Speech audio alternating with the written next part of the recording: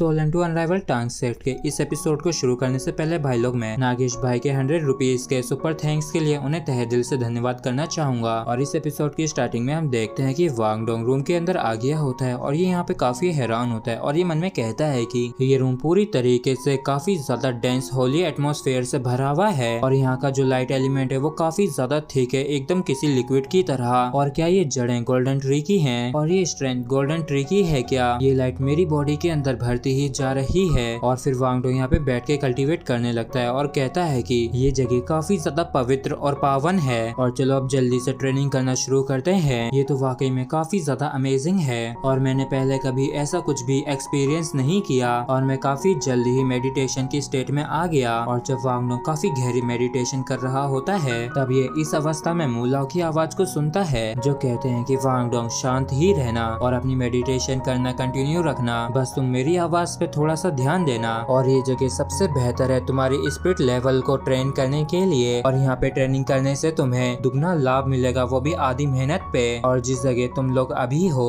ये Poseidon pavilion का underworld है और यहाँ पे करीब 108 कमरे हैं और ये जगह सबसे सूटेबल ट्रेनिंग एनवायरनमेंट देता है हर तरीके के स्पिरिट यूजर्स के लिए। और तुम लोगों को यहाँ पे भेजने का जो कारण है वो सिर्फ तुम लोगों को ट्रेन करने जितना सिंपल नहीं है, बल्कि असल में तुम लोगों को यहाँ पे इसलिए भेजा गया है जिससे कि तुम लोग अपने खुद के रास्ते को चुन सको। और अगर तुम लोग सच में स्ट्रॉन्ग बनना चाहते हो तो तुम लोगों को खुद के लिए एक रास्ता ढूंढना होगा और तो और तुम लोगों को ये भी डिसाइड करना होगा कि तुम लोगों को खुद इस रास्ते पे कैसे चलना है। और फिर चाहे तुम लोग चलने के लिए कोई भी रास्ता क्यों ना चलो, याद रखना कि जब तक कि तुम लोग उस रास्ते पे चलते रहोगे तो निश्चित रूप से अंत में तुम्हें सफलता जरूर मिलेगी। और हमें एक ऐसा रास्ता चुनना ही होगा जिसे हम सभी ही अपना खुद का कह सकें। और तभी हम इस तरफ देखते हैं कि यह एक रूम के अंदर एंटर करता है जहाँ पे काफी ज्यादा अंधेरा होता है और इसे उस अंधेरे में कुछ भी नहीं दिख रहा होता है। और जैसे ये थोड़ा अंदर आता है तभी अचानक से इस रूम का दरवाजा बंद हो जाता है और फिर ये इस रूम को एक्सप्लोर करने के लिए अपनी स्पिरिट आइज का इस्तेमाल करता है। लेकिन तभी अचानक से इसका सिर काफी ज्यादा जोर से घूमने लगता है और ये एकदम किसी तरीके का मेंटल अटैक जैसा ही होता है और इस वजह से इसे काफी ज्यादा अनकंफर्टेबल महसूस हो रहा होता है। और तो और जो इस पे प्रेशर होता है वो भी काफी ज्यादा स्ट्रॉन्ग होता है। लेकिन तभी इसे हवा में लाइट दिखती है जिनकी संख्या देखते देखते बढ़ने लगती है और ये जैसे तैसे अपनी स्पिरिट आइज का इस्तेमाल करके आसपास देखता है तो इसके काफी ज्यादा तगड़े वाले होश उड़ जाते हैं क्योंकि ये जिस गेट से इस रूम के अंदर आया था वो यहाँ से जा चुका था और ये जगह पूरी तरीके से बंद होती है। और तभी यहाँ पे युवा को एक स्कल देखने को मिलता है जिस वजह से ये काफी ज्यादा घबरा सा जाता है। और तभी इसे समझ में आ जाता है कि जो मेंटल प्रेशर इसके ऊपर आ रहा है वो इससे ही आ रहा है। लेकिन जब ये गौर से देखता है तो ये पाता है कि ये पूरा रूम तो इन टेरिफाइंग स्कल से ही भरा हुआ है और इनकी मेंटल स्ट्रेंथ काफी ज्यादा टेरिफाइंग होती है और इसे ऐसा लगता है जैसे कि इसकी पूरी बॉडी और इसके माइंड के टूट के टुकड़े टुकड़े होने वाले हैं। और इस टेरिफाइंग प्रेशर के बीच में यह बैठ जाता है और मन में कहता है कि धत तेरे की ये प्रेशर कितना ज्यादा टेरिफाइंग है। लेकिन अगर मैं इसे ट्रेनिंग के रूप में देखूं तो फिर आने दो लाइक सब्सक्राइब आने दो। और तभी मूलाओ कहते हैं कि हो याओ तुम्हारी मेंटल स्ट्रेंथ क्या है? और मूलाओ के सवाल को सुन के यह बताता है कि मूलाओ मेरी मेंटल स्ट्रेंथ मेरी विल पावर है। और तभी मूलाओ कहते हैं कि बिल्कुल सही कहा, अगर किसी को अपनी विल पावर को ट्रेन करना है तो उसे काफी ज्यादा इमेंस प्रेशर का सामना करना होगा। और मुझे विश्वास है कि तुम्हारा जो टैलेंट है जितना मैंने एक्सपेक्ट किया है उससे कहीं ज्यादा है। तो क्या तुम मुझे बता सकते हो कि क्यों तुमने स्पिरिट आइज को ही क्यों चूज किया अपनी स्पिरिट एबिलिटी के लिए? तो यह बताता है कि मेरी स्पिरिट आइज की एक्यूमुलेशन के माध्यम से मेरा प्लान है को 10,000 ईयर ओल्ड स्पिरिट रिंग को मेरी आइस स्कॉर्पियन स्पिरिट एबिलिटी के साथ ऐड करने का है। और फिर मूलाओ कहते हैं कि बच्चे तो फिर मुझे बताओ कि तुम्हारी जो first ice scorpion spirit ring है वो कितनी पुरानी है? लेकिन मुझे ऐसा लगता है कि वो कम से कम 1 लाख साल पुरानी तो होगी ही। और जिस एरिया में तुमने अपनी स्पिरिट एबिलिटीज को एक्सपेंड किया है उसने ही तुम्हारी स्पिरिट रिंग की एज को एक्सपोज कर दिया है। और अगर मैंने कोई गलती नहीं की है तो तुम्हारी मार्शल सोल आइस स्कॉर्पियन की नहीं है बल्कि ये नॉर्थ के उन 3 किंग्स में से एक है जो कि टॉप 10 मोस्ट फ्रीसियस क्रीचर्स में आते हैं। और मुझे लगता है कि वो और कोई नहीं आइस एम्परर स्कॉर्पियन स्पिरिट है। और मुझे पूरी तरीके से विश्वास है कि कम से कम तुम्हारे पास 1 लाख साल पुरानी स्पिरिट रिंग और स्पिरिट बोन भी है। और इनकी बातों को सुन के यह की भी हालत खराब होने लगती है और ये मन में कहता है कि धत तेरे की इन्होंने तो इस हद तक भी गैस कर लिया है और लगता है कि आज मेरे सारे सीक्रेट्स मूलाओं के आगे खुलने वाले हैं। और तभी हमें शरक एकेडमी सीनियर फीमेल्स डॉर्मेट्री का सीन दिखाया जाता है जहाँ पे टांगिया अपना बैग पैक कर रही होती है। जिसके बाद ये यहाँ से जाने लगती है और जब ये यहाँ से जा रही होती है कि तभी कोई इसका रास्ता रोकते हुए कहता है कि हे ब्यूटीफुल लेडी, क्या तुम मेरे साथ खाने पे चलोगी? जिसपे ये कहती है कि यहाँ से दफा हो जाओ और मेरा पहले से ही बॉयफ्रेंड है। और जिससे टांगिया इस बंदे को देखती है तो ये काफी चौंक जाती है क्योंकि ये ऑफर मारने वाला और कोई नहीं भाई भाई होता है। और ये इससे कहती है कि क्या तुम अभी जानते हो कि कैसे लौट के आते हैं? तो भाई भाई कहता है कि अगर तुम यहाँ पे हो तो लौट के यहाँ पे ना आना निश्चित रूप से नामुमकिन है, और चलो अब जल्दी से मुझे हग करो। और तभी टांगिया रोते हुए भाई भाई को काफी जोर से हग करती है और रोते हुए कहती है कि आखिर तुम्हारी रिस्पेक्ट कहाँ गई और मुझसे तुम तमीज से बात किया करो, मैं तुम्हारी टीचर हूँ। तो भाई भाई कहता है कि ज़ियोया क्या हुआ, क्या किसी ने तुम्हें बुली किया है? जिसपे टांगिया कहती है कि नहीं मैं ठीक हूँ। तो भाई भाई कहता है कि अब जब तुम ठीक हो तो तुम रोए क्यों जा रही हो, और चलो पहले चल के डॉर्मेट्री चलते हैं। और जब ये डॉर्मेट्री में लौट के आ जाते हैं तो बात करने के बाद टांगिया काफी चौंकते हुए कहती है कि क्या स्कूल ने तुम्हें रिवॉर्ड में सेरेक्स 7 डेविल्स का टाइटल दिया? तो भाई भाई कहता है कि तो क्या तुम इससे खुश नहीं हो? तो टांगिया कहती है कि मैं तुम लोगों के लिए काफी खुश हूँ, लेकिन तुम लोग स्कूल के लिए कितना कुछ अचीव कर रहे हो, तो पता नहीं कि क्या तुम लोग अब भी टांग क्लैन की मदद भी करना चाहोगे क्या? तो भाई भाई कहता है कि हम कैसे नहीं कर सकते हैं, बल्कि स्कूल और टांग सेट के मेंबर्स के बीच में जो रिलेशन है वो उतना भी बुरा नहीं है। और तभी टांगिया चिल्लाते हुए कहते हैं कि क्या बुरा नहीं है? जब टांग सेट वहाँ पे बिखर रहा था तब ये लोग कहाँ थे और उन्होंने कभी भी हमारी मदद नहीं की। और इसके अचानक से चिल्लाने की वजह से भाई भाई भी हैरान होता है और कहता है कि टांगे ये तुम्हें क्या हो गया, अचानक से तुम भड़क क्यों गई? और भाई भाई की इस बात को सुन के टांगिया कहती है कि सॉरी मैं ठीक हूँ ज़ियोया, इस मुद्दे को दोबारा से मत उठाओ, और टांग क्लैन का पतन खुद की ही वजह से हुआ है और तुम्हारे पास मैं हूँ, युहाव है और बाकी के लोग भी तुम्हारे ही साइड हैं और हम डेफिनेटली तुम्हारी मदद करेंगे टांग सेट को रिवाइव करने में। और फिर टांगिया कहती है कि तुम्हारे और मेरी स्ट्रेंथ के बीच में जो अंतर है वो बढ़ता ही जा रहा है और इनर कोर्टयार्ड के अंदर एंटर करने का तो मेरा सवाल ही नहीं उठता है। और ज़ियोया को इतना परेशान देख के भाई भाई को भी बुरा लगता है और ये कहता है कि ज़ियोया इस तरीके से मत सोचो और हम डेफिनेटली तुम्हारी मदद करेंगे जिससे कि तुम इनर कोर्टयार्ड के अंदर आ सको। और इस तरफ ज़ियोया रोते हुए कहती है कि भाई भाई ऐसे मत बनो, मैं बस तुम लोगों के ऊपर बोझ नहीं बनना चाहती हूँ, इसलिए मैं पहले ही डिसाइड कर चुकी हूँ कि मैं शेरेक एकेडमी को छोड़ के चली जाऊंगी। और टांगिया की इस बात को सुन के भाई भाई को धक्का सा लगता है और ये मन में कहता है कि मैंने बस तुम्हें सिर्फ 2 महीने ही नहीं देखा, लेकिन सिर्फ इन 2 महीनों में ही तुम कितनी बदल गई हो। और फिर ये टांगिया से पूछता है कि आखिर तुमने अभी क्या कहा? तो टांगिया कहती है कि मैं तुम्हें छोड़ के नहीं जाना चाहती हूँ, लेकिन यहाँ पे रुकने का कोई मतलब भी नहीं है, इसी वजह से मुझे इतना रोना आ रहा है। भाई भाई मैं सच में तुम्हें छोड़ के जाना नहीं चाहती हूँ। और इस पे भाई भाई से काफी जोर से हक करते हुए कहता है कि और कुछ मत कहो, तुम कहीं नहीं जा सकती हो, तुमने सुना ना? तो टांगिया कहती है कि तुम मुझे काफी लंबे समय से जानते हो कि जब मैं एक बार अपना मन बना लेती हूँ या किसी चीज को डिसाइड कर लेती हूँ तो मैं अपना मन नहीं बदलती हूँ, इसलिए मुझे कन्विंस करने की परेशानी मत उठाओ, मैं जाके रहूंगी। और मेरा प्लान यहाँ से बिना किसी के पता चले जाने का है, लेकिन मुझे डर था कि तुम इस चीज को सह नहीं पाओगे कि अगर मैं तुमसे कुछ बिना कहे ही चली गई तो भाई भाई पूछता है कि क्या तुम सच में मुझे छोड़ के जा रही हो? जिसपे ज़ियोया कहती है कि हाँ। और फिर भाई भाई पूछता है कि तो फिर तुम्हारा कहाँ जाने का प्लान है, क्योंकि हर साल हॉलीडेज में मैं तुमसे मिलने आया करूंगा। तो टांगिया कहती है कि मेरा प्लान टांग सेक्ट के घर हेवन डुओ एम्पायर लौटने का है। इस बात को सुन के भाई भाई थोड़ा सा चौंक जाता है और कहता है कि क्या तुम सच में वहाँ जाना चाहती हो, लेकिन मुझे डर है कि कहीं वो तुम्हें बुरी तरीके से ट्रीट ना करें। तो टांगिया गुस्से से इविल तरीके से कहती है कि रिलैक्स, उन्हें मैं अपना पता नहीं लगने दूंगी जब तक वो दिन नहीं आ जाता जब मैं इन सभी को ही पूरी तरीके से खत्म करने के काबिल ना हो जाऊं, और जब ऐसा होगा तब मैं उस जगह पे कब्जा कर लूंगी जो कि हमारे टांग सेट से बिलोंग करती है। और टांगिया का ये रूप देख के भाई भाई के भी होश उड़ गए होते हैं। और फिर हमें सनमून किंगडम के वर्चुअस हॉल का सीन दिखाया जाता है जहाँ पे किसी ने सनमून टीम के कोच का सिर अपने पैरों तले दबा रखा होता है, और ऐसा करने वाला ये और कोई नहीं बल्कि वर्चुअस हॉल लॉर्ड जिंग होंग चेन होते हैं। क्या तुम इसका कारण जानते हो कि क्यों मैंने तुम्हें नहीं मारा? और उसकी वजह यह है कि तुमने मैंग और जियाओ को कंपटीशन के दौरान खतरों का सामना करने दिया, और उनके लौट के आने के बाद वो लोग तुरंत ही ट्रेनिंग करने के लिए सेक्लूजन में चले गए, और उन्हें अच्छे से पता है कि उन्हें ताकतवर बनना है तो उन्हें कड़ी मेहनत करनी होगी, और ये सबसे बेस्ट रिजल्ट है जो तुम लोग लेके आ पाए हो। और अब चलो उठो, यहाँ से दफा हो जाओ, और अच्छे से ध्यान रखना कि कुछ समय तक तुम मुझे यहाँ पे नजर ना आओ। जिसपे ये कोच लॉर्ड को धन्यवाद कह के यहाँ से चला जाता है। और फिर हमें वर्चुअस हॉल का सीक्रेट रूम का सीन दिखाया जाता है जहाँ पे 1 lakh year old spirit beast एम्ब्रॉय रखा हुआ था, था जिसे होंगचन ऑक्शन में जीत के लाया था। और इसे देखते हुए जिंग होंगचन खुश होते हुए कहता है कि यहाँ तक कि जिंगलो किंगडम भी तुम्हारा ट्रू पोटेंशियल नहीं देख पाया, इसलिए चिंता मत करो, मेरे पास आओ, मैं तुम्हारी सारी डिजायर्स को पूरा करूंगा। इस तरीके से 2 लाख सालों की ट्रेनिंग बेकार नहीं जाएगी।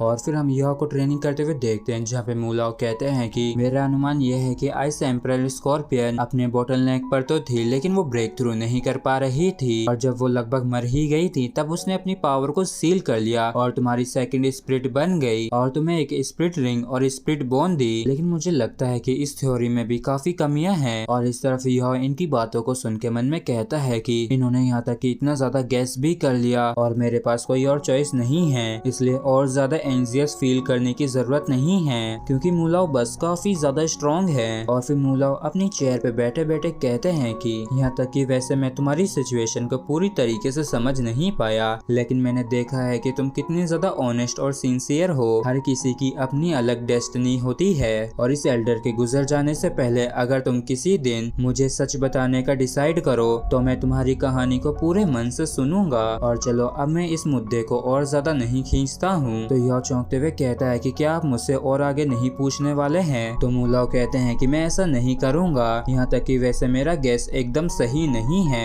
लेकिन तुम्हारे टीचर के रूप में अब जब मैंने कंफर्म कर लिया है कि तुम कोई स्पिरिट बीस्ट नहीं हो तो मैं बस तुम्हारी डेस्टिनी के लिए खुशी महसूस कर रहा हूँ। जिसपे यह कहता है कि आपके ट्रस्ट के लिए आपका बहुत बहुत धन्यवाद और मैं डेफिनेटली आपको निराश नहीं करूंगा। और फिर मूलाओ कहते हैं कि तो फिर ठीक है, अब अपनी ट्रेनिंग के ऊपर फोकस करो। और फिर हुआ जिया और वांगडोंग सेक्लूजन में अपनी ट्रेनिंग करना शुरू कर देते हैं और ऐसे ही 1 महीना बीत जाता है और तभी कोई सेक्लूजन से बाहर आ जाता है जिससे मूलाओ कहते हैं कि आखिर तुमने किस रास्ते को डिसाइड किया है। और ये और कोई नहीं जिया होती है जो कि काफी ज्यादा बदल चुकी थी और ये कहती है कि सपोर्ट, मैं एक top notch offensive support amalgam spirit master बनना चाहती हूँ। जिसपे मूलाओ कहते हैं कि ये कुछ ऐसा है जिसे मैंने पहले कभी नहीं सुना क्योंकि अभी तक मैंने सिर्फ कंट्रोल सपोर्ट स्पिरिट मास्टर्स के बारे में ही सुना है। और जिया कहती है कि मैं एक ऑफेंसिव स्पिरिट मास्टर हूँ और मैं एक साथ ही सपोर्ट और अटैक कर सकती हूँ और इसी रास्ते को मैंने अपने लिए चूज किया है। और उससे भी इम्पोर्टेंट ये है कि शेरेक 7 डेविल्स को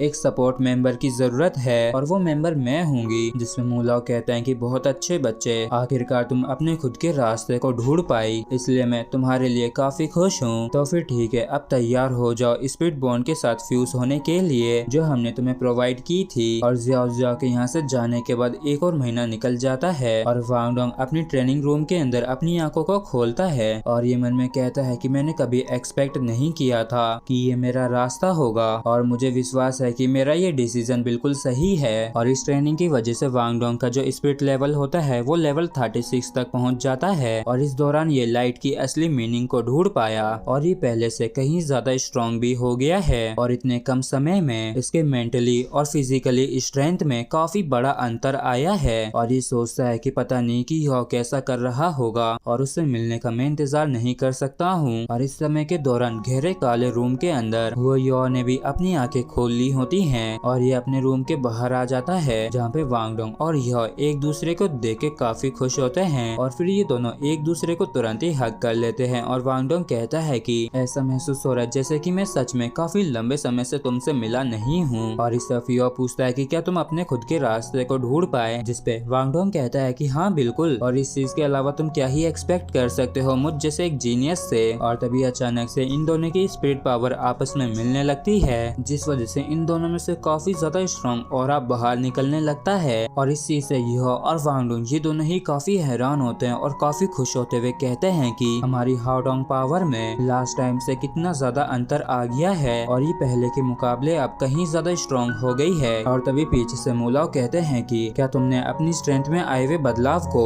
एक्सपीरियंस किया क्या? और इनके अचानक से बोलने की वजह से वांगडोंग और ये दोनों ही चौंक जाते हैं क्योंकि इन दोनों ने ही बिल्कुल भी एक्सपेक्ट नहीं किया था कि मूलाओ इनका यहाँ पे इंतजार कर रहे होंगे। और फिर मूलाओ कहते हैं कि देख के ऐसा लगता है कि तुम दोनों को भी अपना आंसर मिल गया है। और इनकी इस बात को सुन के वांगडोंग कहता है कि लगता है कि जिया पहले ही बाहर आ चुकी है। और फिर मूलाओ पूछते हैं कि आखिर तुम दोनों में से पहले कौन आंसर देना चाहेगा? और युहाओ शुरू करने वाला होता है, लेकिन तभी मुलाओ कहते हैं कि कैसा रहेगा अगर तुम दोनों ही एक साथ अपने आंसर को मेरे हाथ पे लिख दो। और इस चीज को सुन के ये दोनों ही काफी खुश होते हैं और उनके हाथ में लिखने लगते हैं। और जब ये दोनों ही अपने आंसर को मुलाओ के हाथों पे लिख देते हैं तो मुलाओ खुश होते हुए कहते हैं कि बहुत अच्छे, तुम दोनों को देख के ऐसा लगता है कि तुम दोनों को अपने लिए रास्ता मिल गया है। और तभी मुलाओ के हाथ ग्लो करने लगते हैं, जिससे इन दोनों ने जो इनके हाथ पे लिखा था वो ग्लो करने लगता है। और इन दोनों ने ही टांग सेट लिखा था और इसे पढ़ के ये दोनों ही काफी खुश होते हैं। और फिर मुलाओ कहते हैं कि ये तो काफी इंटरेस्टिंग है, मुझे भी अभी तक समझ में नहीं आया कि तुम दोनों के बीच का कोऑर्डिनेशन इतना बेहतर और अच्छा कैसे हो सकता है। तो वांग डोंग खुश होते हुए कहता है कि क्या तुम मेरे करीब आना चाहते हो। तो यह कहता है कि मुझे तो नहीं पता कि कौन किसके करीब आना चाहता है। और तभी मुलाओ कहते हैं कि आखिर तुमने इस रास्ते को क्यों चुना है, चलो वांग डोंग पहले तुम एक्सप्लेन करो। जिस पे वांग डोंग कहता है कि टांग सेट ये दोनों शब्द मेडिटेशन के दौरान ये अचानक से मेरे दिमाग में आ गए। तब मुझे रियलाइज हुआ कि मेरी खुद की जो स्ट्रेंथ है और टांग सेट की जो अलग अलग एबिलिटीज हैं वो किसी न किसी तरीके से आपस में रिलेटेड हैं। इसलिए मेरी उम्मीद है कि मैं टांग सेट का एक हिस्सा बनूं और एक स्पिरिट मास्टर के रूप में इसे रिप्रेजेंट करूं। और इसी रास्ते को मैंने अपने लिए चुना है। जिसपे मुलाओ कहता है कि बहुत अच्छे युहाओ, आखिर तुमने क्यों चूज किया। जिसपे युहाओ कहता है कि जो सिचुएशन को अभी मैं फेस कर रहा हूँ उसमें काफी ज्यादा मुश्किलें हैं और अभी मेरे पास सिर्फ 2 ही स्पिरिट रिंग्स हैं, जिनमें से एक मेंटल कंट्रोल टाइप है जबकि दूसरी अटैक टाइप है। और तभी वांग डोंग चौंकते हुए कहता है कि मैं तो भूल ही गया था कि तुम अब भी एक स्पिरिट ग्रैंड मास्टर हो। जिसपे युहाओ हाँ करते हुए कहता है कि इसलिए मुझे एक ऐसे रास्ते को ढूंढने की जरूरत थी जिससे कि मैं अपनी इस प्रॉब्लम को सेटल कर सकूं। और तब जाके मुझे समझ में आया कि टांग सेट के पास मेरी सारी प्रॉब्लम्स का समाधान है और टांग सेट की टीचिंग की मदद से मैं अपनी स्ट्रेंथ को बढ़ा सकता हूँ, जिससे कि मैं वापस से टांग सेट की ग्लोरी को रिवाइव कर सकूंगा।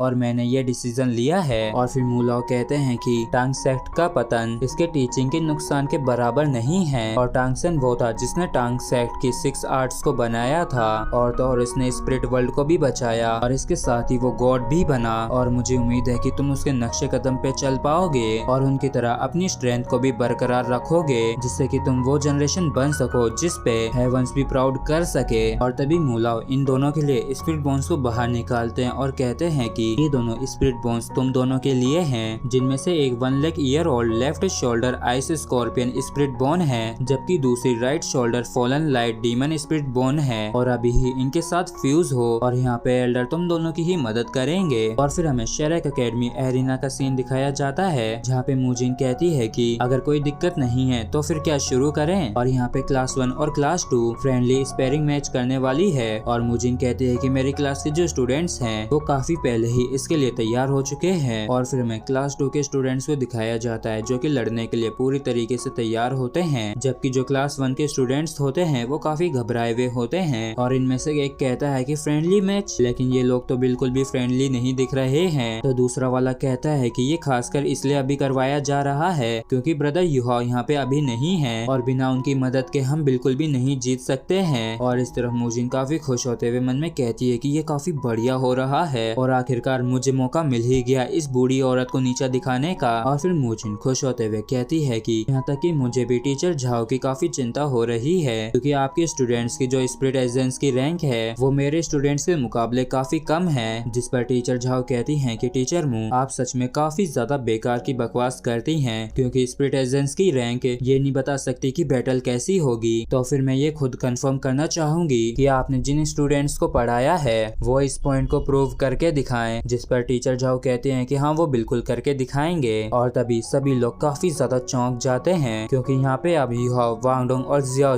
आ गए थे और ये तीनों कहते हैं कि हम टीचर झाओ की मदद करेंगे इनके पॉइंट को प्रूव करने में।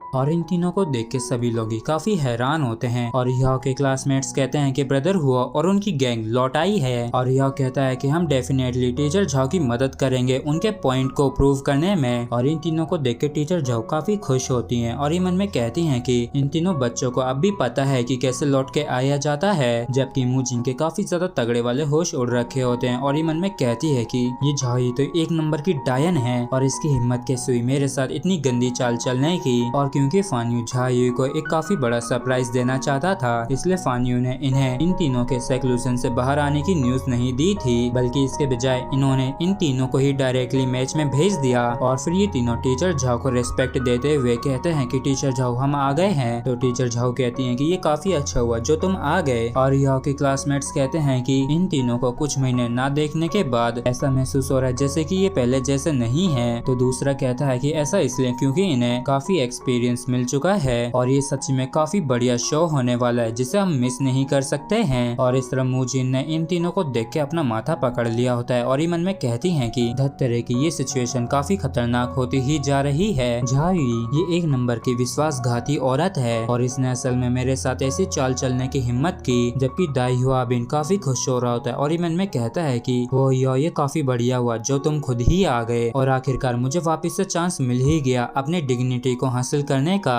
और फिर दाई हुआ बिन टीचर मुंह के पास जाके कहता है कि टीचर रिलैक्स, हम हर कीमत पे डेफिनेटली जीतेंगे। और जब हुआ और इसके बाकी के दोनों दोस्त जो लौट के आए तो इन तीनों को देख के क्लास 1 का मोरल काफी बढ़ गया और टीम्स को दोबारा सेलेक्ट करने के बाद इनके बीच का कंपटीशन बस शुरू हुई होने को होता है। और इनकी बैटल को देखने के लिए काफी लोग काफी एक्साइट होते हैं और खुश होते हुए कहते हैं कि हम इतने बढ़िया शो को किसी भी हालत में मिस नहीं कर सकते हैं। और पहले मुझे लगा था कि निश्चित रूप से क्लास 1 हारेगी, लेकिन अब सिचुएशन बदल गई है और तो और अब तो वांग डोंग और भी ज्यादा हैंडसम हो गया है। और इस तरफ टीचर डू भी थोड़े से हैरान होते हैं और कहते हैं कि मैंने सच में ये बिल्कुल भी एक्सपेक्ट नहीं किया था इतने कम समय में इसकी ग्रोथ इतनी सरप्राइजिंग होगी। और इस तरफ युहाओ को उसके दोस्तों ने चारों तरफ से घेर लिया होता है और एक लड़का कहता है कि ब्रदर युहाओ एक अच्छा सा प्लान बनाइए जिससे कि हम उनसे लड़ सकें। जिसपे युहाओ कहता है कि इसकी कोई जरूरत नहीं है, बस मेरी लीड को फॉलो करना। तो वांग डोंग कहता है कि तो फिर चलते हैं। और इस तरफ कुछ स्टूडेंट कहते हैं कि युहाओ कितना ज्यादा औसम है और अब कोई हैरानी नहीं है कि युहाओ हमारा ब्रदर है, तो फिर चलो चलते हैं। और जैसे ही कंपटीशन एक बार शुरू होता है तो युहाओ और वांग डोंग एक दूसरे से अपने हाथों को ज्वाइन करके अपनी स्पिरिट फ्यूजन पावर को इस्तेमाल करते हैं। और इस तरफ सभी लोग काफी ज्यादा घबरा जाते हैं जब ये युहाओ और वांग डोंग के स्पिरिट फ्यूजन अटैक को अपनी तरफ आते हुए देखते हैं और कहते हैं कि ये तो कंपटीशन के शुरुआत में तुरंत ही अपना ट्रम्प कार्ड इस्तेमाल कर रहे हैं, लगता है कि वो पागल हो चुके हैं, जल्दी से इसे डॉज करो। और इस अटैक को अवॉइड करने के लिए ये इसके सामने से हट जाते हैं। और तभी एक बंदा देखता है कि ये अटैक तो गायब हो गया है क्योंकि ये युहाओ के द्वारा बनाया गया सिर्फ एक इल्यूजन ही था जिससे कि ये क्लास 2 के फॉर्मेशन को तबाह कर सकें। और टीम को लीड करते हुए युहाओ अपनी मेंटल इंटरफेरेंस एबिलिटी को भी रिलीज करता है। और इस तरीके से युहाओ ने लेन सिस्टर और काओ जिंग जुआन को अपने तीनों इन अपोनेंट्स को कुछ समय के लिए एक कॉर्नर पे ही रोक देता है। और इस चीज को देखे मूजिन के भी काफी तगड़े वाले होश उड़ जाते हैं और ये मन में कहती है कि आखिर ऐसा कैसे संभव हो सकता है, वो भी इतने कम एफर्ट्स में। और हम देखते हैं कि ये बैटल 4 वर्सेस 4 की बैटल बन गई होती है। और तभी Xiao Xiao spirit dancing flute life soul sealing cauldron tremble को इस्तेमाल करती है। और ज़ियाओ ज़ियाओ ने अपने इन दोनों स्पिरिट एजेंट्स को एक ही समय पे एक साथ इस्तेमाल किया होता है। और दाई हुआ बिन के अलावा इसने बाकी तीनों को ही अकेले रोक लिया होता है। और मिस्टर डू भी काफी चौंक जाते हैं जब वो देखते हैं कि ज़ियाओ ज़ियाओ बड़े ही आराम से अपनी दोनों ही स्पिरिट एजेंट्स को इस्तेमाल कर पा रही है। और इस तरफ वांग डोंग और याओ एक ही साथ आगे की तरफ जाते हैं दाई हुआ बिन का सीधे सामना करने के लिए। और याओ को मारने के लिए Dai Hua Bin white tiger body barrier, white tiger golden transformation इन दोनों को ही इस्तेमाल करता है और अपनी पूरी स्ट्रेंथ के साथ याओ के ऊपर अटैक कर देता है। और इस तरफ याओ भी इसके ऊपर काउंटर अटैक कर रहा होता है। और इस सीन को देख के सभी लोगों के काफी तगड़े वाले होश उड़ जाते हैं। और टीचर झाओई मन में कहती हैं कि ये अच्छा नहीं हो रहा है, दाई हुआ बिन का पहले अटैक याओ को लगेगा और लगता है कि याओ इसे डॉज नहीं करने वाला है। और इस तरफ मिस्टर डू काफी ज्यादा हैरान होते हुए मन में कहते हैं कि अगर व्हाइट टाइगर का ये अटैक याओ को लगा तो ये इसके सीने को चीर देगा। जबकि इस सीन को देख के मूजिन काफी खुश हो रही होती है और ये मन में कहती है कि ये बच्चा तो कुछ ज्यादा ही अहंकारी और घमंडी था ना, और असल में इसने दाई हुआ बिन के खिलाफ हेड ऑन जाने की हिम्मत की है। लगता है कि इसकी नजरों में इसकी लाइफ की अहमियत नहीं है। और इस तरफ हम देखते हैं कि दाई हुआ बिन जो अपने हाथ से युहाओ के ऊपर अटैक कर रहा था तो इसका हाथ जैसे युहाओ के चेस्ट से टकराता है तो इसका हाथ पूरा मुड़ जाता है। और इस वजह से दाई हुआ बिन काफी जोर से दर्द के मारे चिल्लाने लगता है। और युहाओ ने दाई हुआ बिन के ऊपर एक काफी खतरनाक अटैक कर दिया होता है। और इस सीन को देख के टीचर झाओई भी काफी हैरान होती हैं और कहती हैं कि लगता है कि दाई हुआ बिन का हाथ फ्रैक्चर हो चुका है। जबकि मूजिन के काफी तगड़े वाले होश उड़े हुए होते हैं और ये चिल्लाते हुए कहती हैं हैं कि आखिर ऐसा कैसे हो सकता है और ये हैरान परेशान होते हुए मन में कहती हैं कि ये अपनी एज का सबसे ज्यादा ताकतवर है, लेकिन ये उस बच्चे के सामने यहाँ तक कि 3 सेकंड्स भी टिक नहीं पाया। और इस तरफ हम देखते हैं कि जमा हुआ दाहियोआबिन उड़ते हुए जाके एरिना से बाहर जा गिरता है और इस वजह से ये डिस्क्वालीफाई हो जाता है। और इस तरफ ज़ूफेंग और ज़ुलू किसी तरीके से सोल स्टीलिंग कोल्ड्रॉन से बच निकलते हैं और ये दोनों मिलकर सीधे हुओया और वांग डोंग के खिलाफ जाने लगते हैं। और वूफेंग चिल्लाते हुए कहते हैं कि कमीने, तुझसे तो मैं ही निपटूंगी। और इस तरफ ज़ुलू भी अटैक करते हुए कहती है कि असल में तुमने दाहियोआबिन को नुकसान पहुंचाने की हिम्मत की। और वूफेंग तुरंत युहाओ के ऊपर ड्रैगन फायर ड्रैगन फ्यूरी से अटैक कर देती है, जिसके काउंटर में युहाओ आइस एम्परर स्कॉर्पियन की पावर को इस्तेमाल करता है और वो युहाओ के एब्सोल्यूट आइस के सामने वूफेंग के ड्रैगन फायर पूरी तरीके से एब्जॉर्ब कर लिए जाती है और दोबारा से जलती भी नहीं है। और वांग डोंग काफी तेजी से आगे बढ़ता है और इस मौके का फायदा उठा के वो वूफेंग के ऊपर अटैक कर देता है। और इस तरफ युहाओ ज़ुलू के ऊपर मेंटल शॉक से अटैक कर देता है, जिस वजह से ज़ुलू की काफी बुरी हालत हो जाती है। और इस चीज को देख के इसका जो मोटा सा साथी होता है वो काफी घबरा सा जाता है और ये काफी ज्यादा हैरान परेशान होते हुए कहता है कि क्या यहाँ पे अब बस मैं ही रह गया हूँ। जबकि युहाओ और वांग डोंग स्टाइल से कहते हैं कि क्या तुम अब भी लड़ना चाहोगे, जिस पर इस बंदे की काफी तगड़ी वाली फट जाती है और ये तुरंत ही डर के मारे मना करने लगता है। और इसी के साथ ये फ्रेंडली मैच खत्म हो जाता है, जहाँ पे क्लास 1 ने काफी तगड़ी जीत हासिल की थी। और इस तरफ युहाओ का जो ये दोस्त होता है ये काफी ज्यादा खुश होता है क्योंकि इसे कुछ करने की भी जरूरत नहीं पड़ी थी। और ये काफी अचंभित होते हुए कहता है कि हे भगवान, इन्होंने तो इन सभी को कितनी आसानी से ही निपटा दिया और यहाँ तक कि क्लास 2 को तो एक मौका भी नहीं मिला पलटवार करने का। और इस तरफ टीचर झावी काफी संतुष्ट होती है इनकी जीत से और ये यहाँ से जाते हुए कहती हैं कि टीचर मू, अपने स्टूडेंट्स को यहाँ से साफ करना मत भूलना। जबकि टीचर मू के तो काफी तगड़े वाले होश उड़े हुए थे, जिस वजह से ये अपने होश और हवास में नहीं रही। और इस तरफ मिस्टर डू भी काफी हैरान होते हुए कहते हैं कि डायरेक्टर, क्या सच में इसके पास सिर्फ 2 ही स्पिरिट रिंग्स हैं और मुझे ऐसा क्यों महसूस हो रहा है जैसे कि मैं इसे बिल्कुल भी नहीं जानता हूँ। तो हेडमास्टर यान कहते हैं कि अब और मत कहो, यहाँ तक कि टीचर ने भी इसकी एबिलिटीज की प्रशंसा की है और ये निश्चित रूप से यंगर जनरेशन का लीडर बनेगा। और इस चीज को सुन के मिस्टर डू के काफी तगड़े वाले होश उड़ जाते हैं और ये कहते हैं कि लकीली आपने इसके लिए काफी स्ट्रांगली आर्ग्यू किया था। और फिर हेडमास्टर यान कहते हैं कि इसी मसले की वजह से मैं अब भी उस स्पिरिट ग्रैंड मास्टर के एहसान तले हूँ। और टीचर बिल्कुल सही थे कि मेरी प्रेजेंस का प्रभाव काफी कम है, क्योंकि जब बात स्पिरिट ग्रैंड मास्टर से रिलेटेड हो तो एटीट्यूड अपने आप ही चेंज हो जाता है। और तभी अचानक से सेरेक एकेडमी के जो ऊपर का आसमान जो होता है वो पूरी तरीके से काले और हरे बादलों से भर जाता है और इन बादलों की गड़गड़ाहट के बीच में से किसी मिस्टीरियस पर्सन की आवाज आती है और वो कहता है कि जुआनजी। और जुआनजी से इसका मतलब जुआन लाओ से है और ये कहता है कि जुआन लाओ, मैं तुम्हें बाहर आने का कमांड देता हूँ। और जैसे ये मिस्टीरियस पर्सन यहाँ पे अपीयर होता है वैसे यहाँ का मौसम काफी ज्यादा तगड़ा खराब हो जाता है। और इस आवाज को सुन के युहाओ काफी हैरान परेशान होता है और कहता है कि वांग डोंग, क्या तुमने भी ये आवाज सुनी? और इस आवाज को सुन के हेडमास्टर यान के भी काफी तगड़े वाले होश उड़ गए होते हैं और अब इन्हें भी काफी ज्यादा चिंता होने लगती है और ये कहते हैं कि ये बिल्कुल भी अच्छा नहीं हो रहा है। वाइलोन, प्लीज जल्दी से सभी स्टूडेंट्स को उनकी डॉर्मेटरीज में ले जाओ, क्योंकि यहाँ पे एक काफी ज्यादा ताकतवर दुश्मन आ चुका है।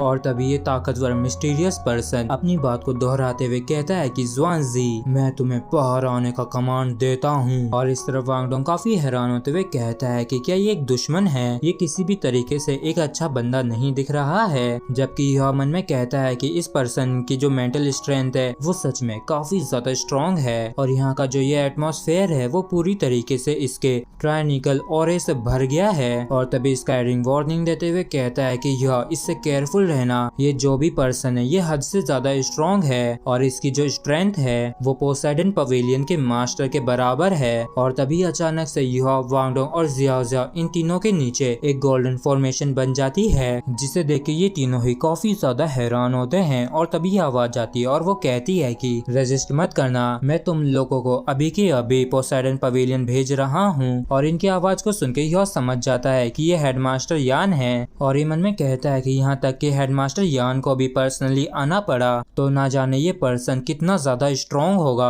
और तभी हम शेरेक एकेडमी की साइड देखते हैं कि कई सारी लाइट की बीम्स धीरे धीरे करके आसमान में उठने लगी थी। और इस नज़ारे को देख के सभी लोग हैरान होते हैं और कहते हैं कि हमारे स्कूल के जो सबसे ज्यादा ताकतवर लोग हैं वो वहाँ पे आ गए हैं। और देख के ऐसा लगता है कि दुश्मन संख्या में कम है। और देखो तो कि ये तो हवा में उड़ रहे हैं, क्योंकि हवा के अंदर उड़ पाने के लिए कम से कम 8 स्पिरिट रिंग्स या इससे ज्यादा की जरूरत होती है। और तभी जुआन लाओ कहते हैं कि ओल्ड मॉन्स्टर, आखिर तुम क्या करने का प्लान कर रहे हो? और जैसे ही तुम्हारा क्लैन रीअपीयर हुआ कॉन्टिनेंट में, तुम लोगों ने तो तुरंत इस शेरेक एकेडमी को टारगेट करना शुरू कर दिया। और ये छोटा सा जो मिस्टीरियस पर्सन है, ये वाकई में काफी ज्यादा डरावना लग रहा होता है। और ये कहता है कि जुआन जी, अगर तुम मेरा पहले से आंसर जानते हो तो मुझसे मत पूछना। और तुम्हारी आखिर क्या दिक्कत है? और तुमने जो अत्याचार करे हैं, क्या उन्हें तुम भूल गए? तो जुआन लाओ कहते हैं कि मैंने तो बस उन छोटे मोटे खरगोशों को बस एक छोटा सा ही सबक सिखाया था। और अगर मैं तुम्हारे स्टेटस के बारे में नहीं सोचता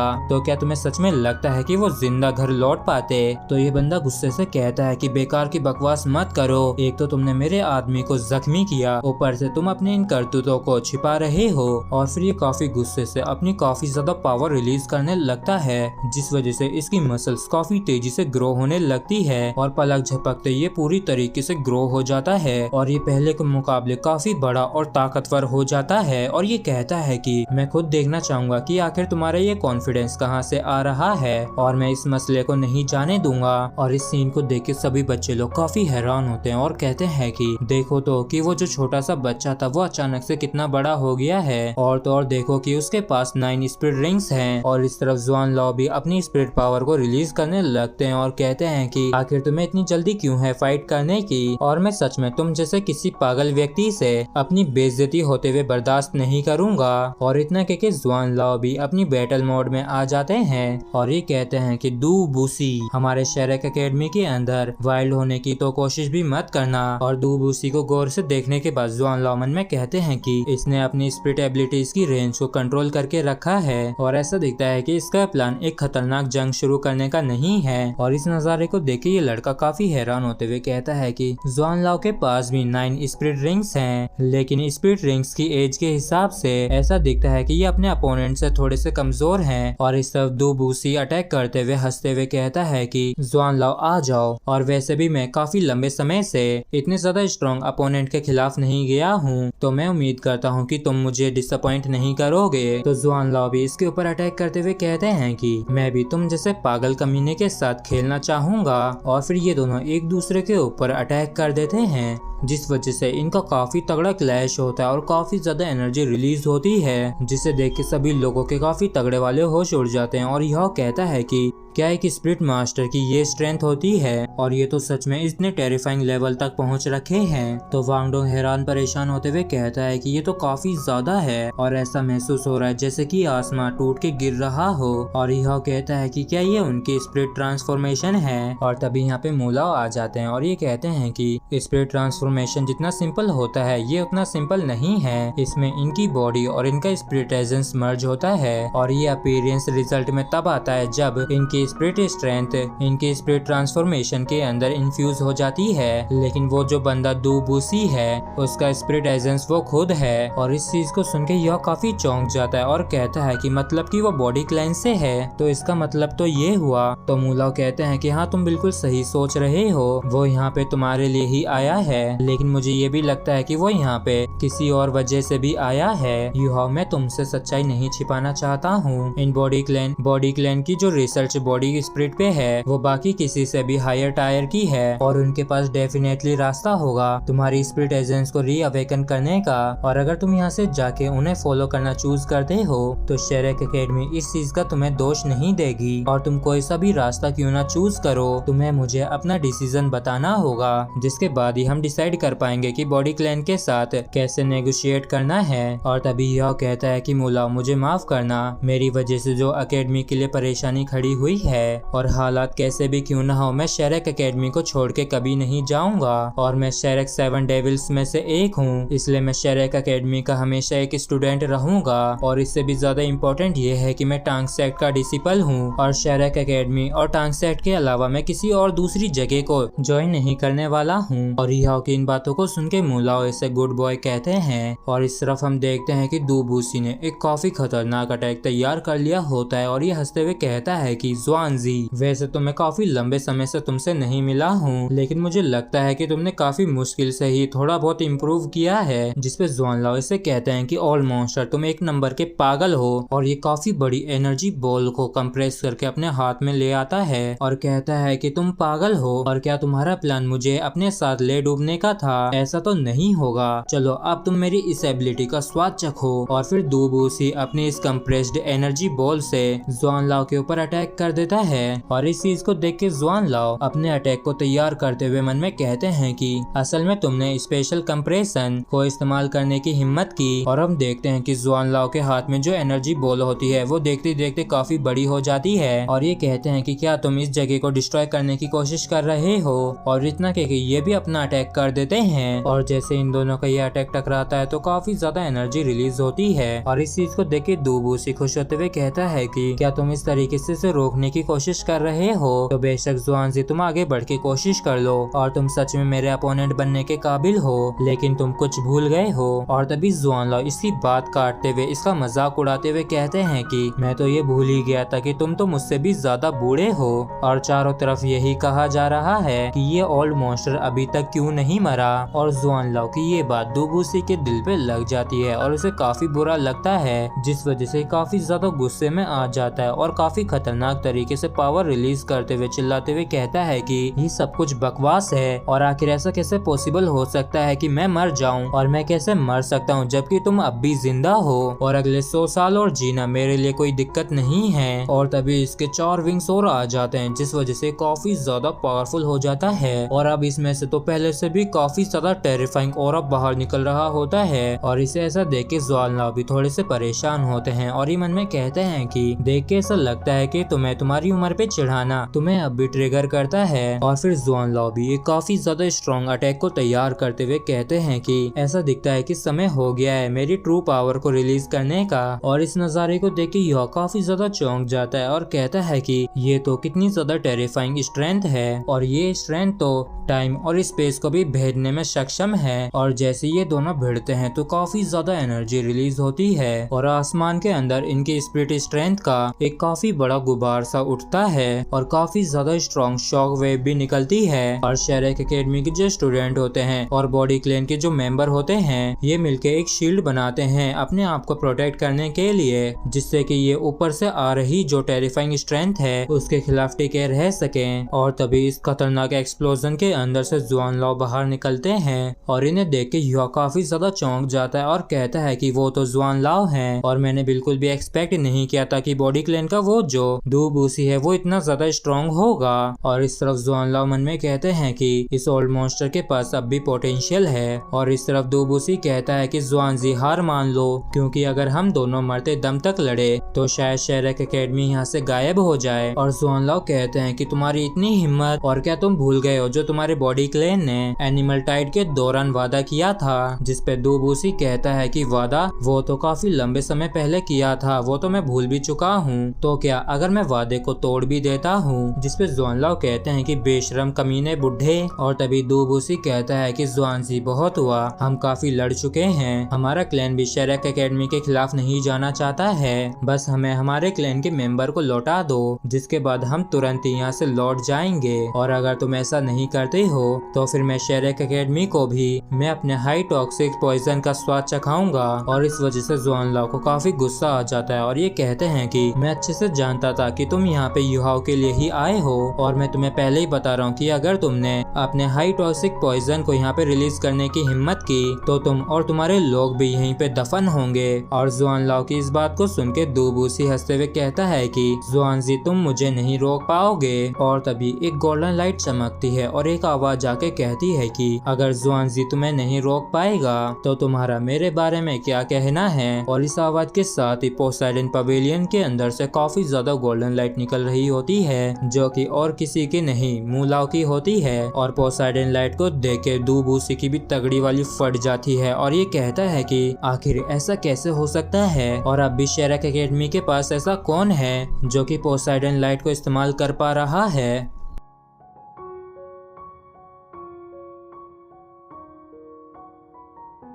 और जैसे पोसाइडन पवेलियन के अंदर से ये गोल्डन पोसाइडन लाइट बाहर निकल के आती है तो इससे दो बूसी तो काफी हैरान होता ही है, लेकिन जुआन लाओ भी काफी हैरान होते हैं और ये मन में कहते हैं कि क्या मू लाओ एक्शन लेने जा रहे हैं। और इस तरफ दो बूसी की काफी तगड़ी वाली फटी हुई होती है और ये कहता है कि पोसाइडन लाइट आखिर ये कैसे संभव हो सकता है, आखिर तुम कौन हो। और तभी इस गोल्डन लाइट में से मू लाओ बाहर आते हुए कहते हैं कि अगर तुम्हारे भाई ने जल्दबाजी में एक्शन नहीं लिया होता तो वो अब भी जिंदा होता। और मू लाओ को देख के दो बूसी काफी चौंक जाता है और कहता है कि ये तो तुम हो और आखिर तुम अब भी क्यों जिंदा हो और क्या तुम उस समय मरे नहीं थे क्या। तो मू लाओ कहते हैं कि क्या दिक्कत है, क्या अगर मैं उस समय मर गया होता तो क्या तुम हमारे शेरेक एकेडमी को बुली करते। और तभी जुआन लाओ अपनी और भी ज्यादा पावर को रिलीज करने लगते हैं और इस वजह से दो बूसी के काफी तगड़े वाले होश उड़ जाते हैं और इसकी काफी तगड़ी फटने लगती है। और ये मन में कहता है कि इसकी ये स्ट्रेंथ तो इमेजरेबल है, ये पक्का वही है। और इस सब मू लाओ की स्ट्रेंथ को देख के युहा और वांग डोंग भी काफी हैरान होते हैं और कहते हैं कि मू लाओ की स्ट्रेंथ तो कितनी ज्यादा पावरफुल है। और मू लाओ कहते हैं कि प्लीज यहाँ से चले जाओ और तुम्हारे भाई की खातिर आज जो हुआ है मैं उस पर ध्यान नहीं दूंगा और तुम मेरे डिसिपल्स के साथ किसी और मेथड को इस्तेमाल करके अपनी प्रॉब्लम्स को सेटल करो और अगर नहीं तो मैं पर्सनली तुम्हारे क्लैन को विजिट करूंगा। और मू लाओ की बातों को सुन के दो बूसी काफी चौंक जाता है और कहता है कि क्या ये बच्चा पहले ही तुम्हारा डिसाइपल बन चुका है।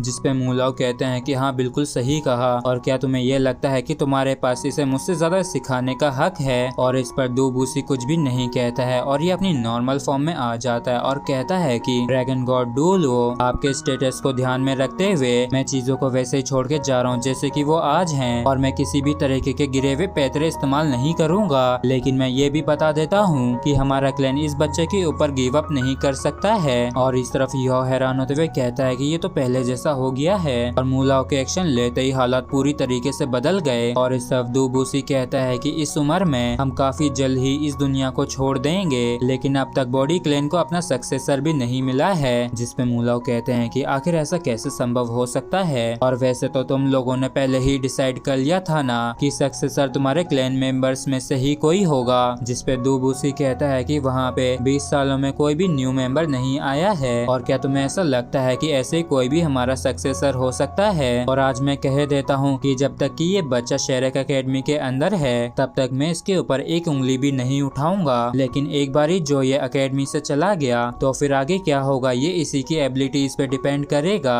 ड्रैगन गॉड, मैं तुम्हारा दुश्मन नहीं हूँ, लेकिन अगर तुमने मुझे मारने का डिसाइड कर लिया है तो फिर तुम्हें भी काफी बड़ी कीमत चुकानी पड़ेगी। और मुझे सच में अब भी इस बात पे विश्वास नहीं हो रहा है कि मेरे भाई ने तुम्हें बिल्कुल भी नुकसान नहीं पहुंचाया था। और फिर ये बॉडी क्लैन के मेंबर्स को रिट्रीट करने के लिए कहता है और दो बूसी यहाँ से जाते हुए कहता है कि शेरेक एकेडमी के दुश्मन बॉडी क्लैन तक सीमित नहीं है और हम निश्चित रूप से दोबारा मिलेंगे। और इसकी इस बात पे मू लाओ इससे कुछ भी नहीं कहते हैं और दो बूसी की लीड को फॉलो करते हुए बॉडी क्लैन के जो मेंबर्स होते हैं वो शेरेक एकेडमी से चले जाते हैं। और ये जो चमत्कार पहले हुआ था उस वजह से पूरी शेरेक एकेडमी पूरी तरीके से अव्यवस्थित हो गई होती है, इसलिए मू लाओ हेडमास्टर को भेजते हैं कि वो जाके कुछ शब्द कहें जिससे कि स्टूडेंट शांत हो सकें। और शेरेक एकेडमी के अंदर एक बारी वापस से शांति आ गई होती है। और फिर हमें पोसाइडन पवेलियन के अंदर का सीन दिखाया जाता है जहाँ पे वांग डोंग कहता है कि कंपटीशन और ट्रेनिंग को एक्सपीरियंस करने के बाद मुझे लगा था कि मैं काफी ज्यादा इम्प्रूव और ताकतवर हो चुका हूँ, लेकिन अभी जो मैंने ये फाइट देखी उससे मुझे रियलाइज हुआ कि मैं इनके सामने कितना ज्यादा छोटा और कमजोर हूँ। तो यह कहता है कि जब बात टॉप नॉच स्पिरिट मास्टर्स की जाए तो हमें अब भी काफी लंबा रास्ता तय करना है और हम एक समय पे एक ही स्टेप इम्प्रूव कर सकते हैं। तो हम निश्चित रूप से इस तरीके से उनके लेवल तक जरूर पहुँचेंगे। और तभी यहाँ पे जुआन लाओ आते हुए कहते हैं कि मू लाओ मैं आ गया हूँ। तो मू लाओ जुआन लाओ से कहते हैं कि क्या तुम डिप्रेस्ड हो, वैसे तुम मुझसे हारे तो नहीं। और चलो ठीक है कोई बात नहीं, अगर दो बूसी ने तुम्हें सप्रेस भी कर दिया तो यहाँ तक कि अगर मैं सच में एक्शन भी लेता तब भी शायद ये जरूरी नहीं था कि मैं तुमसे बेहतर कर सकता। और वैसे भी अब मैं वो ड्रैगन गॉड नहीं रहा जो पहले हुआ करता था। और मू लाओ की इस बात को सुन के जुआन लाओ भी काफी हैरान होते हैं और कहते हैं कि नहीं मू लाओ आप ऐसी बातें मत कहिए, आप शेरेक एकेडमी की बैकबोन हैं। और फिर मू लाओ बताते हैं कि उस साल जब मैं दो बूसी के भाई दो बीसी से फाइट किया था तब मैं काफी ज्यादा हाई टॉक्सिक पॉइजन से हिट हो गया था और मुझे काफी मेजर इंजरीज भी आई थी, लेकिन तभी अचानक से मेरा ब्रेक थ्रू हो गया था जिससे कि मैं वहां से बच सका, नहीं तो मैं वहीं पे मारा जाता और मेरी लाइफ भी काफी जल्द ही खत्म हो जाएगी। और जब मैं मर जाऊंगा और जब मैं मर जाऊंगा तब ये एकेडमी तुम पर निर्भर करेगी। और मूलाओ दूसरे पर्सन का नाम ले पाते उससे पहले ही जुआनलाओ कहने लगते हैं कि मूलाओ, लेकिन मूलाओ इनकी भी बात को काटते हुए कहते हैं कि तुम चिंता मत करो, मैं अब भी कुछ और साल रुक सकता हूँ और कम से कम मैं उतना तो इंतजार कर ही सकता हूँ जब तक कि ये बच्चे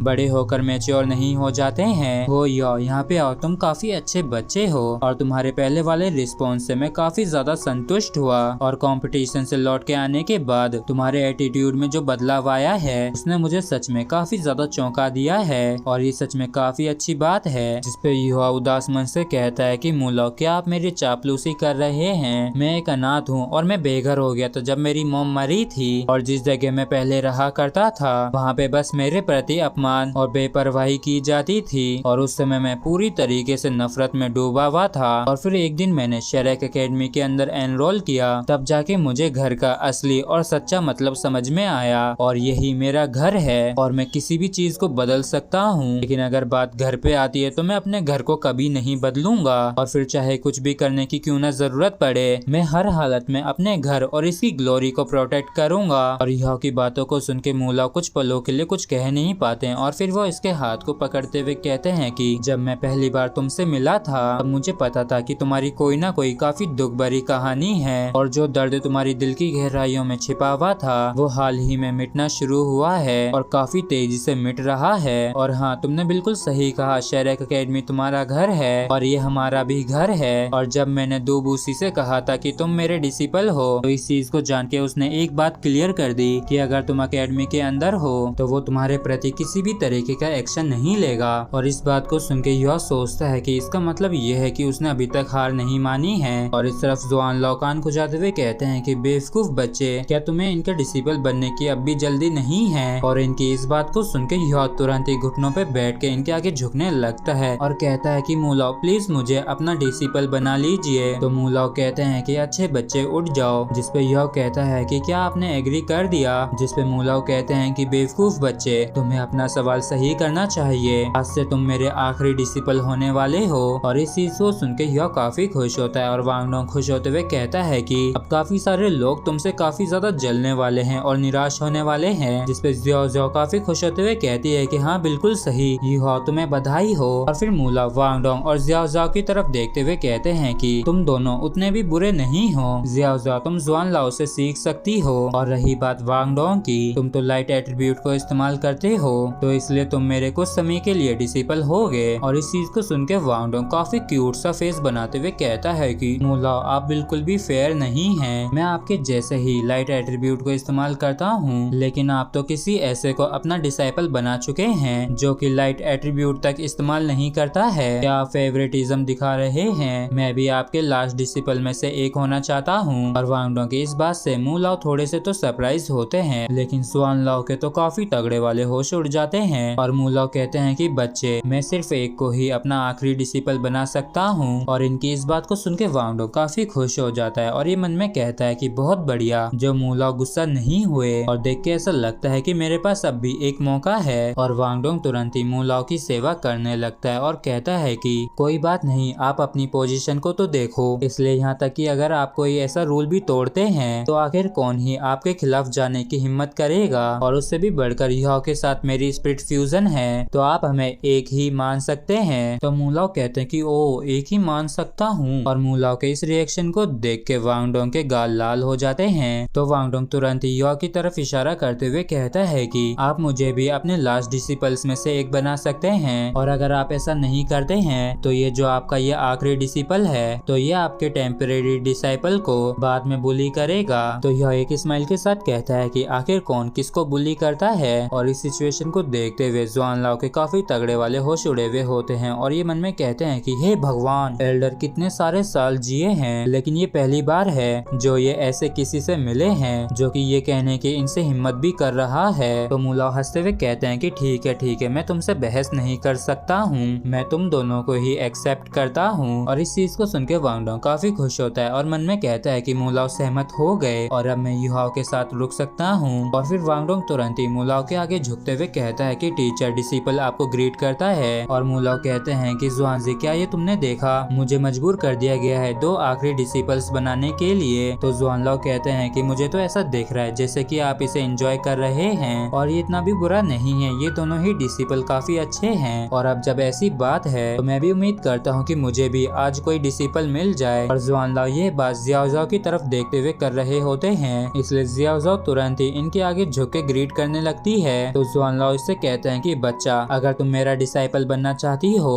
तो तुम्हें और भी ज्यादा साहसी होने की जरूरत है और उन दोनों की वजह से तुम उदास मत होना। तो जियाओ जाओ खुश होते हुए कहती है कि टीचर, मैं काफी कड़ी मेहनत करूंगी और मुझे उम्मीद है कि आप मुझे भी कुछ अपनी डेन मेडिसिन भी देंगे। जिसपे जुआनलाओ हंसते हुए कहते हैं कि बिल्कुल देंगे और तुम भी सच में दूसरों से चीजें मांगने में पीछे नहीं हटती हो। लेकिन तभी मूलाओ किसी चीज को नोटिस करते हैं और काफी ज्यादा सीरियस होते हुए कहते हैं कि दूबूसी अभी अभी ही गया है, लेकिन देख के ऐसा लगता है कि कोई और फ्रेंड भी आ गया है और आज का दिन तो सच्ची में काफी बड़ा दिन है। और जुआनलाओ भी तुरंत ही काफी सीरियस होते हुए कहते हैं कि मैं जाके उससे मिलता हूँ। जिसपे मूलाओ कहते हैं कि इसकी कोई जरूरत नहीं है, वो मेहमान है इसलिए उसे अंदर बुला लो। और मूलाओ की इस बात को सुन के जुआनलाओ काफी ज्यादा चौंक जाते हैं और कहते हैं कि क्या उसे इनवाइट करूं, वो भी पोसाइडन पवेलियन के अंदर। जिसपे मूलाओ हाँ करते हैं और तभी जुआनलाओ अपनी पावर रिलीज करते हुए किसी जगह पे आ जाते हैं और कहते हैं कि अब जब तुम यहाँ पे आ ही चुके हो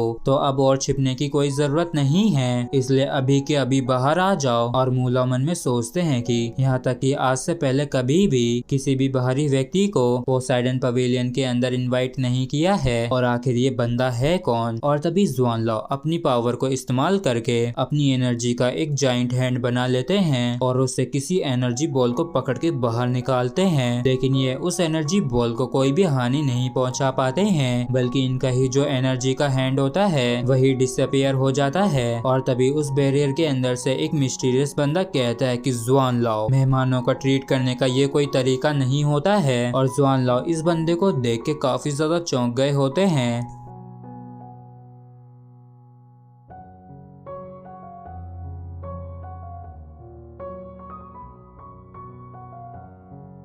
और जुआनलाओ कहते हैं कि जिंग होंगचन, तो ये तुम हो। और जिंग होंगचन कहता है कि जुआनलाओ, तुम्हें तो मेरे यहाँ पे आने से सरप्राइज नहीं होना चाहिए और तुम मेरे वर्चुअस हॉल से कुछ चीजें चाहते थे ना, तो मुझे भी तो शेरैक एकेडमी आना ही था ना। तो जुआनलाओ कहते हैं कि अच्छा, तो तुम गेस्ट के रूप में आए हो तो अंदर आओ। और इस चीज को सुन के जिंग होंगचन भी चौंक जाता है और परेशान होते हुए मन में कहता है कि ये असल में मुझे पोसाइडन पवेलियन के अंदर इन्वाइट कर रहा है और आखिर इनका क्या करने का प्लान है। और जब जुआनलाओ इसे अपनी जगह पे खड़े हुए देखते हैं तो ये कहते हैं कि क्या हुआ, हिम्मत नहीं है क्या? और हिम्मत नहीं है तो फिर तुम यहाँ पे क्यों आए हो? और हिम्मत वाली बात पे जिंग होंगचन हंसने लगता है और फिर ये जुआनलाओ को फॉलो करते हुए पोसाइडन पवेलियन में आ जाता है। और ये दोनों ही एक दूसरे के आमने सामने सीरियस बैठे होते हैं और अपनी अपनी एनर्जीज को रिलीज कर रहे होते हैं और काफी देर तक ये दोनों ही ऐसे बैठे रहते हैं और एक शब्द भी नहीं बोलते हैं। और तभी जुआनलाओ कहते हैं कि देख के ऐसा लगता है कि स्पिरिट गाइडेंस टूल काफी यूजफुल थे और तुम मामूली से लेवल 93 पर ही हो और तब भी तुमने हिम्मत करी मेरे सामने आराम से बैठने की। और जिंग होंगचन कहता है कि मैं हमेशा ही ये सोचता रहता हूँ कि स्पिरिट गाइडेंस टूल की जो रिसर्च है वो बस अभी शुरुआत ही है और फ्यूचर में स्पिरिट गाइडेंस टूल्स पूरी दुनिया को डोमिनेट करेंगे और डेफिनेटली ये फिनोमेना मेरे सन मून एम्पायर से ही शुरू होगा क्योंकि इसमें हर कोई कमजोर है। जिसपे जुआनलाओ कहते हैं कि ऐसी बात है क्या? तो फिर चलो पहले के इस कंपटीशन को ही देख लेते हैं जो कि अभी हाल ही में हुआ था और इसने पूरी तरीके से प्रूव कर दिया कि जो स्पिरिट गाइडेंस टूल्स की सिक्योरिटी है वो एब्सोल्यूट नहीं है। जिसपे जिंग होंगचन कहता है कि तुमने सही कहा, इसलिए ही मेरी इच्छा यह है कि हम दोनों के स्कूल के बीच में शिक्षा का आदान प्रदान हो। लेकिन ना जाने क्यों तुम्हारे स्कूल ने अचानक से मन बदल लिया और क्या इसके पीछे की वजह कंपटीशन था, लेकिन मुझे ऐसा लगता है कि तुमने बिन वजह ही मन बदला। तो जुआनलाओ कहते हैं कि तो क्या तुम्हारा आज यहाँ पे आने का उद्देश्य यही है? जिसपे जिंग होंगचन कहता है कि ये तो बस इसका एक हिस्सा है, यहाँ पे आने का एक और कारण है और वो ये है कि मैं अपनी सॉर्ड ऑफ जजमेंट को वापस से लेना चाहता हूँ। जिसपे जुआनलाओ कहते हैं कि सॉर्ड ऑफ जजमेंट की स्ट्रेंथ की वजह से मा जियाओ की जो मार्शल स्पिरिट है वो रिफॉर्म हो चुकी है, जिस वजह से वो अब तक कोमा में है और अगर तुम उसको ट्रीट कर सके तो बेशक मैं तुम्हें अभी के अभी ही सॉर्ड ऑफ जजमेंट लौटा दूंगा। लेकिन अगर तुम ऐसा नहीं कर सकते हो तो इस बात को तुम अभी अभी के अभी यहीं पे खत्म कर दो। तो जिंग होंगचन कहता है कि तुम जिस बच्चे के बारे में बात कर रहे हो क्या मैं उसे देख सकता हूँ? जिसपे मुलाओ कहते हैं कि हाँ, इसे सेकंड लेवल पे ले आओ। और मुलाओ की इस बात को सुन के जुआन लाओ मन में कहते हैं कि मुलाओ असल में इसे वहाँ पे आने की इजाजत दे रहे हैं। और मुलाओ की आवाज को सुन के जिंग लाओ की काफी तगड़ी वाली फटी हुई होती है और ये डरते घबराते हुए मन में कहता है कि ये आवाज क्या ये वही डिवाइन बीइंग है जिसने दू बूसी को डरा दिया था? और मैंने तो बस यही एक्सपेक्ट किया था कि शेरेक एकेडमी में जो सबसे स्ट्रॉन्गेस्ट है वो असल में ग्लूटोनस डूल व जुआन लाओ होगा, लेकिन वो तो असल में ये अननोन सीनियर है। और फिर जिंग होंगचन गुस्से में आते हुए कहता है कि जुआन लाओ, यहाँ तक कि अगर यहाँ पे ये अननोन सीनियर भी हैं तो मेरे पास भी अभी कम से कम 3 रैंक 9 स्पिरिट गाइडेंस टूल्स हैं और अगर मैंने अटैक किया तो शेरेक एकेडमी नष्ट हो जाएगी। तो मुलाओ कहता है कि तुम बस एक गेस्ट के रूप में ही पोसाइडन पवेलियन के अंदर एंटर कर पाए हो, लेकिन अगर मैंने सच में एक्शन लेने का डिसाइड किया तो तुम्हारे पास जो ये कुछ स्पिरिट गाइडेंस टूल्स हैं तो जरूरी नहीं कि इनसे तुम्हारे लिए कोई भी अच्छा रिजल्ट निकले। और मुलाओ के एंगेज में जिंग होंगचन कुछ भी नहीं कह पाता है तो ये अपनी आवाज कम करते हुए कहता है कि मैं जो पोसाइडन पवेलियन का गेस्ट बन पाया हूँ इसका मैं जिंग होंगचन काफी आभारी हूँ। और तभी मुलाओ यहाँ पे आ जाते हैं और मुलाओ को देख के जिंग होंगचन के काफी तगड़े वाले होश उड़ जाते हैं और ये मन में कहता है कि इनकी जो ये स्ट्रेंथ है मैं उसे पूरी तरीके से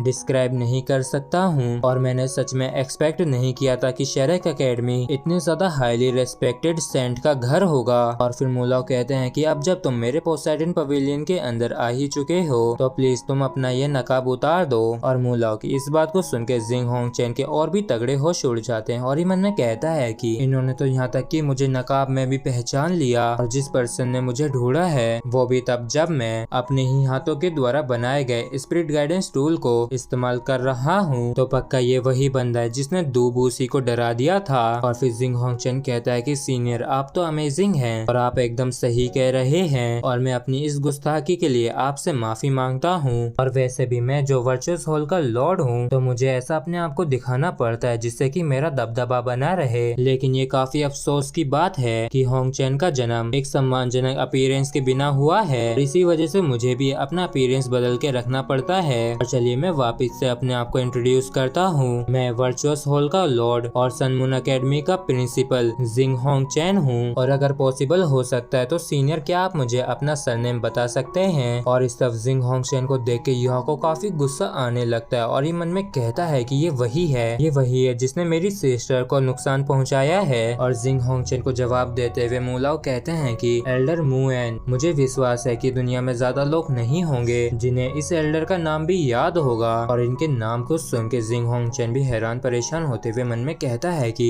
वास्तव में मैंने पहले कभी इनका नाम नहीं सुना और यहाँ तक कि हमने इस पे काफी ज्यादा रिसर्च भी कर रखी है, लेकिन तब भी हमने इतने ज्यादा इम्पोर्टेंट इंडिविजुअल को मिस कर दिया। और फिर मुलाओ कहते हैं कि जुआन जी इन्हें माजियाओ के पास ले आओ। और फिर जुआन लाओ जिंग होंगचन को माजियाओ के पास ले आते हैं और यहाँ पे आने के बाद जिंग होंगचन मन में कहता है कि इस रूम के अंदर जिन एरेस को सेट किया गया है वो सिंपली काफी अमेजिंग है और इस लड़की की सांसों के हिसाब से पक्का मुलाओ ही होंगे जो इसकी देखभाल कर रहे होंगे। और फिर जिंग होंगचन कहता है कि क्या मैं इसे और भी करीब से देख सकता हूँ क्या? और तभी मुलाओ की यहाँ पे स्पिरिचुअल गोल्डन बॉडी आ जाती है और वो कहती है कि हाँ बेशक तुम देख सकते हो। और जैसे जिंग होंगचन मुलाओ की इस गोल्डन स्पिरिचुअल बॉडी को देखता है तो ये काफी चौंक जाता है और कहता है कि ये तो एक स्पिरिट बॉडी है, ना जाने ये सीनियर कितने ज्यादा स्ट्रॉन्ग होंगे जो ये इतने ज्यादा स्ट्रॉन्ग इनकारनेशन को बना पाए। और असल में एल्डर अपनी स्ट्रेंथ को इस तरीके से भी इस्तेमाल कर पा रहे हैं। और मुलाओ अपनी पावर को इस्तेमाल करते हुए कहते हैं कि मैंने इसके प्रोटेक्टिव एरिया के अंदर रास्ता खोल दिया है तो तुम इससे एंटर कर सकते हो। और फिर जिंग होंगचन एरिया के अंदर एंटर करके माजियाओ को चेक करने लगता है और चेक करने के बाद कहता है कि सॉरी, इस बच्चे के अंदर जो फायर है वो पूरी तरीके से अनस्टेबल है और मुझे डर है कि यहाँ तक कि मेरे पास भी एबिलिटी नहीं है इसे हील करने की। तो मुलाओ कहते हैं कि अब जब ये बात है तो फिर हमसे किसी भी चीज की डिमांड मत करना,